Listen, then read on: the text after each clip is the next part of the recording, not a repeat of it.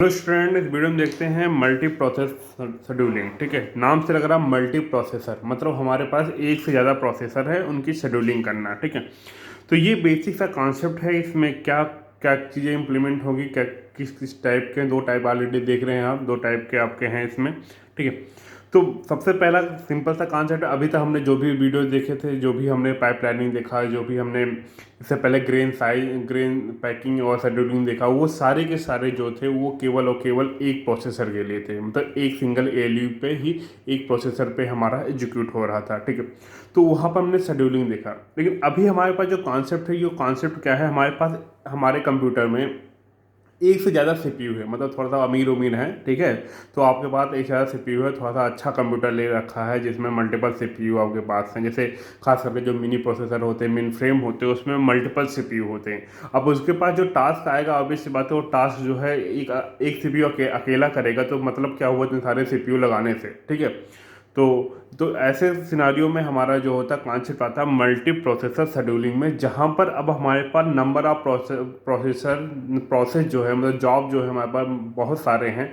अब उन सारे प्रोसेस को जो है हमको डिवाइड करना है अलग अलग सीपीयू में कि भाई किसको क्या मिलना चाहिए। ठीक है, किस बेस पे ये चीज़, और ये जो टेक्निक होगी डिवाइड करने, वो दो अप्रोच का होगा। एक आपका असिमेट्रिक और एक सिमेट्रिक अप्रोच होता है। दो अलग अलग अप्रोच होता है। इन दोनों अप्रोच में कैसे कैसे क्या होता है अभी मैं आज आगे डिस्कस करता हूँ। तो अभी अगर वर्डिंग में जाते हैं तो क्या हुआ, in multi processor scheduling multiple CPU are available. ठीक है, सिंपल सी बात है, एक से ज़्यादा सीपीयू हमारे पास अवेलेबल है।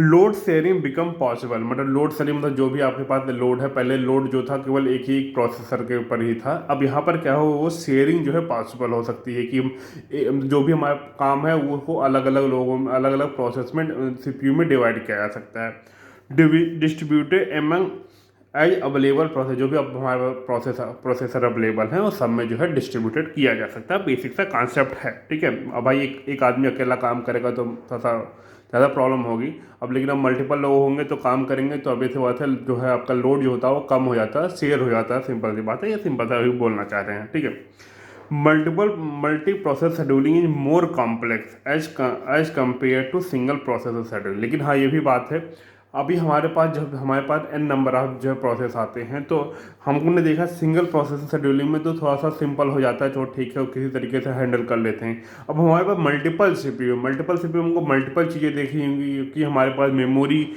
सिंगल मेमोरी है, एलयू सिस्टम है हमारा, आईओ होता है, आईओ सिस्टम है, बस सिस्टम है। तो उन सब के लिए भी हमको जो पर्टिकुलर टाइम डिले हो सकता है। बहुत सारी चीज़ें जो कॉम्प्लेक्स आएगी, ओवरलोडिंग है, मतलब आपका ओवरलैपिंग भी हो सकता है एक दूसरे उसमें। ठीक है, तो ये सारी चीज़ें आएंगे। ठीक है, तो इसी कारण मैं बोल रहा हूँ, इसमें इसी कारण जो मल्टीपल से जो प्रोसेसर शेड्यूलिंग होता है कॉम्प्लेक्स हो जाता है, क्योंकि हमको बहुत सारी चीज़ें देखनी। जैसे अभी हमने पाइपलाइन में देखा, हैजार्ड कॉन्सेप्ट देखा था, उसमें हमारे डिपेंडेंसी बहुत बढ़ जाती है, तो इसमें भी डिपेंडेंसी बढ़ जाएगी। तो उसको कैसे शेड्यूल करना होगा, वो सारी चीज़ें जो हो यहाँ पर होगी, तो इसी कारण जो हमारा वो कॉम्प्लेक्स बढ़ जाएगा। तो अभी हम दो अप्रोच हमारे पास है, दो अप्रोच है, एक हमारा असिमेट्रिक शेड्यूलिंग है और हमारा सिमेट्रिक शेड्यूलिंग है। तो दोनों अलग अलग अप्रोच है। ये दोनों अलग अलग अप्रोच में क्या क्या था, ये सिंपल सा थ्योरी कॉन्सेप्ट है। इसके डेप्थ में कोई चीज़ें नहीं है कि आपको कोई शेड्यूल करने के लिए कोई न्यूमेरिकल नहीं आने वाला, बस आपको ये दोनों अप्रोच को जानना है। ये मे भी एग्जाम में आपके आ सकता है। ठीक है, तो अभी हम चलते हैं असिमेट्रिक शेड्यूलिंग में क्या होता है। तो ये असिमेट्रिक शेड्यूलिंग है। असिमेट्रिक शेड्यूलिंग क्या कहता है, सिंपल सा जो है इसका कॉन्सेप्ट है कि एक जो है प्रोसेस, जो आपका सीपीयू होगा वो एज ए मास्टर बिहेव करेगा। मास्टर मतलब वो उसका केवल और केवल एक ही काम होगा, वो सबको जो है जॉब असाइन करेगा।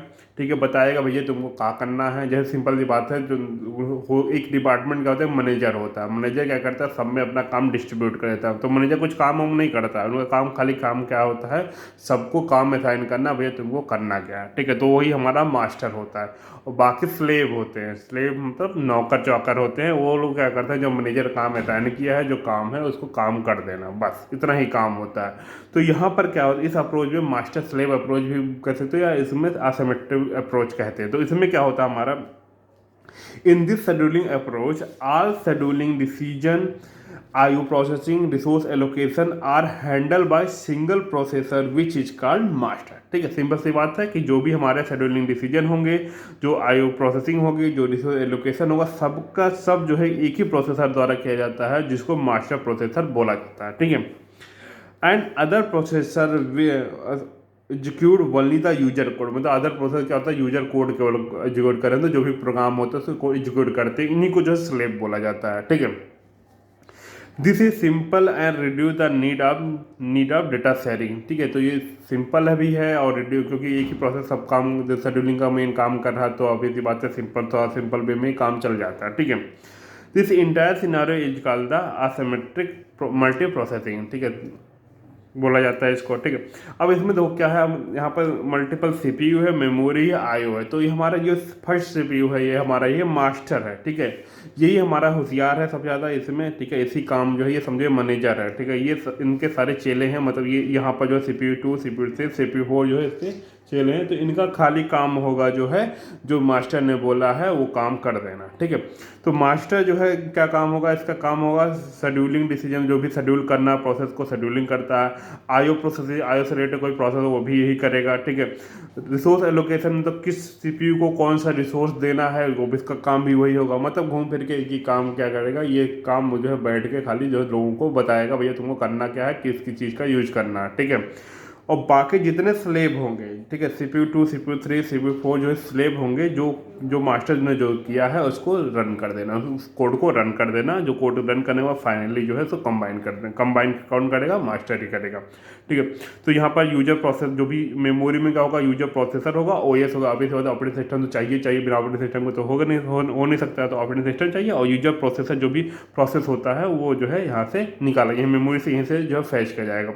और ये जो ब्लू लाइन आप देख रहे हो, यही आपका बस सिस्टम है। ऑब्वियसली बात है, हमें कम्युनिकेशन करने के लिए कुछ ना कुछ चाहिए, तो बस सिस्टम हमारे पास होना ही होना चाहिए। आईओ मतलब इनपुट आउटपुट डिवाइस, जो भी आप इनपुट आउटपुट मॉनिटर यूज कर रहे हो, कीबोर्ड यूज कर रहे हो, माउस यूज कर रहे हो, जो भी ताम झाम यूज कर रहे हो, वो आपका जो है आपका आईओ कैटेगरी में आ जाता है। ठीक है, तो ये आपका जो है असिमेट्रिक अप्रोच हो गया। इसमें सिंपल सी बात है, मास्टर स्लेव का कॉन्सेप्ट चल रहा है। आई थिंक ये पल्ले पड़ गई होंगी, समझ में आ गया। नहीं समझ में आया तो कोई बात नहीं, थोड़ा बहुत मैं यहाँ पर ड्राइंग व्राइंग किया हूँ थोड़ा सा सुंदर लगने के लिए। अगर अच्छा लग रहा तो ठीक है, लाइक कर दो।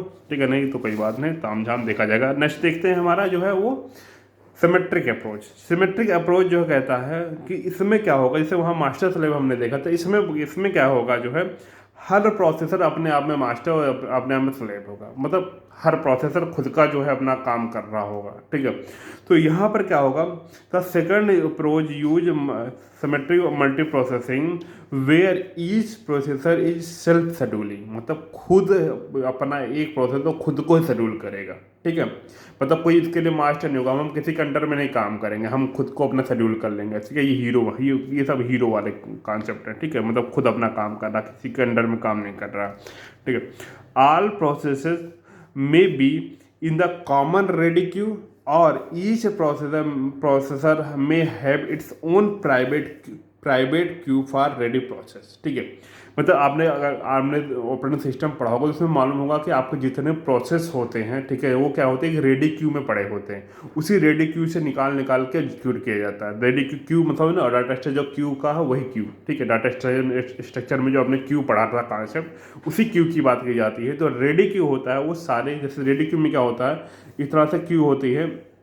तो सब बोलो, एक प्रोसेस 1 आया, प्रोसेस 2 आया, प्रोसेस 3 आया, प्रोसेस 4 आया। इस तरह से रेडी क्यू में सारे प्रोसेस पड़े होते हैं। जो क्यू का क्या होता है,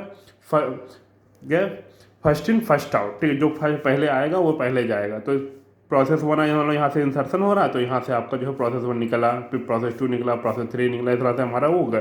तो इसमें कह रहा है कि हो सकता है कि सारे जो है प्रोसेसर के लिए एक ही रेडी क्यू हो, या तो ऐसा भी हो सकता है कि हर प्रोसेसर के लिए एक अपना खुद का अलग रेडी क्यू बना हो। ठीक है, समझा, यही मेन इसका कॉन्सेप्ट है जो है कि या तो एक ही रेडी क्यू से सारे लोग अलग अलग फैच कर रहे हैं, या तो हो सकता है कि सबका अपना अलग अलग रेडी क्यू हो। ठीक है, ये भी हो सकता है। The scheduling proceed further bye having the scheduler for each processor exam. ठीक है, तो यहाँ पर शेड्यूलिंग जो प्रोसेस होगा वो क्या होगा, by having the schedule for each processor examining and ready queue and select the process to the execute. ठीक है, तो हम तो जो भी एग्जामिन करके जो शेड्यूल करके जो है हमारा रेडी क्यू से डेटा जो फैच करके वो डेटा जो है भेज दिया जाता है कहाँ, जो है एग्जीक्यूट करने के लिए। ठीक है, तो यहाँ पर सिंपल सा क्या है हमारे पास, जो लोग एक बार सिंपल सा छोटा सा एग्जाम्पल है यहाँ पर। ठीक है, फिगर जो है इसका क्या सिनारियो होता है, तो यहाँ पर जो CPU 1 2 3 4, ठीक है, इन सबके पास क्या क्या है, प्राइवेट OS, सबके पास अपना खुद का OS है, खुद का शेड्यूलिंग सब कुछ है। ठीक है, इनके साथ CPU 2 CPU 3 CPU 4 के सबके पास खुद का अपना है। मेमोरी आपके पास एक ही है, यहाँ पर OS है इनका। ठीक है, उसके बाद अलग अलग डेटा है 1 2 3 4, मतलब डेटा 1 हो सकता है CPU 1 के, डेटा 2 CPU 2 के लिए, डेटा 3 CPU 3 के लिए है, डेटा 4 CPU 4 के लिए। और आपके पास IO सिस्टम है, जो इनपुट आउटपुट सिस्टम मैंने बता दिया, कीबोर्ड माउस जो भी काम जहाँ वो चीज़ें हैं। अब इनको आपस में कनेक्ट भी करना है, क्योंकि कनेक्ट नहीं करोगे भाई काम कैसे चलेगा। ठीक है, तो इस तरह से करके जो है आपका ये असिमेट्रिक अप्रोच होता है, जहाँ पर हर CPU अपने आप में हीरो होता है, वो मतलब खुद का शेड्यूलिंग कर रहा होता है। और हमने जब असिमेट्रिक अप्रोच देखा था, उसमें क्या होता है, एक मास्टर होता है, जो हीरो होता है वो सबको अपने चेलों को जो है अपना असाइन कर रहा होता है काम। ठीक है, तो ये 2 अप्रोच होते हैं। आई थिंक आपको समझ में आया होगा, तो अच्छी बात है। अगर लाइक कर दे, कमेंट कर दे, सब्सक्राइब कर दे, और मिलते हैं नेक्स्ट वीडियो में। तब तक के लिए टाटा बाय बाय। अगर कुछ समझ में आया तो कमेंट बॉक्स में पूछ सकते हो। Thanks for watching this video.